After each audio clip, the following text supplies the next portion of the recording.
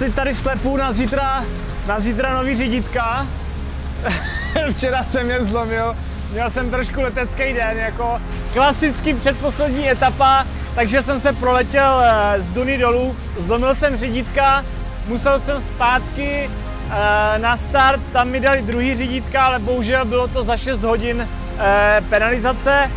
Jinak dneska konečně ta etapa byla parádní, plná dun, prostě boží. Dneska jsem si to fakt užil, 100%.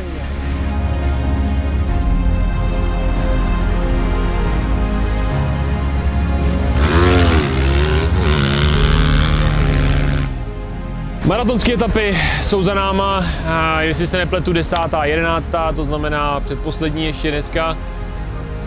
Co víc než výborný, jsem naprosto spokojený, myslím, že i celá posádka, i celý tým jsme spokojení. Samozřejmě není to žádný vítězství v etapě, druhý, třetí místo, to bohužel, ale vzhledem k tomu, že Rusáci se pěkně sešli vepředu, tak oni si jeli vláček a tomu se těžko odolává. Nemluvě o tom, že Nikolajeva, který je mimo soutěž, tak nechávají startovat vepředu, což úplně jako nechápeme a ono jim to hodně samozřejmě pomůže.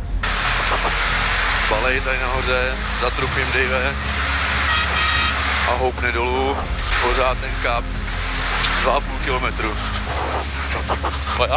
Padá dolů a vykřičníky. Protivka.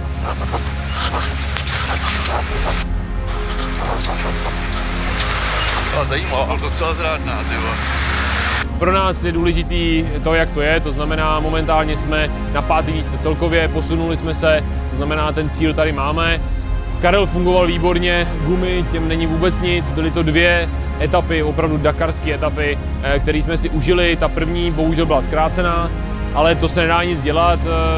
Chtěli jsme prostě závodit, chtěli jsme trošku stahovat, ale tak aspoň, že jsme jeli těch 220 km, které byly náročný a těžký, protože byl písek a hrozně to katovalo hned na konci a byly tam takový sešupy a vždycky dotvrda a rovně.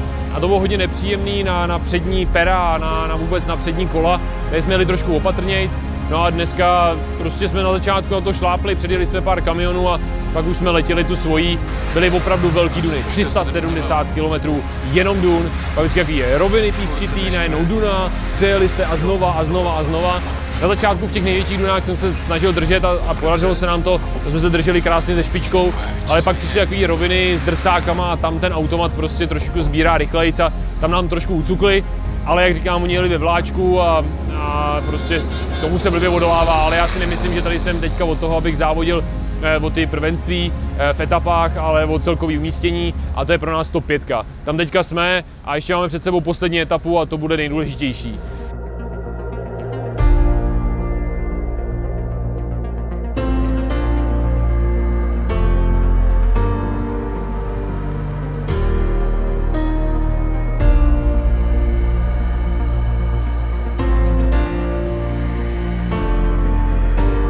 No a úplně jako vrchol všeho se mi narodila dcera.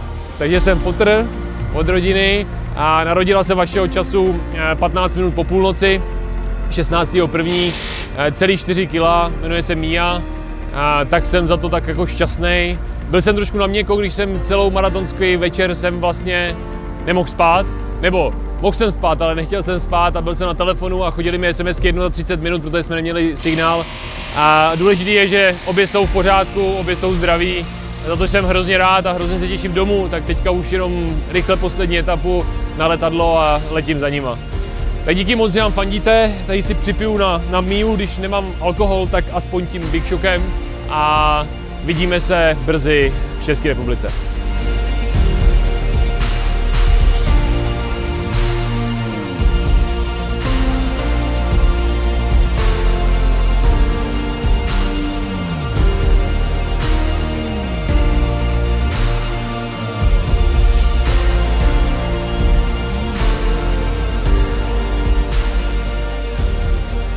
Více si řekneme osobně na talk show Posedlí Dakarem.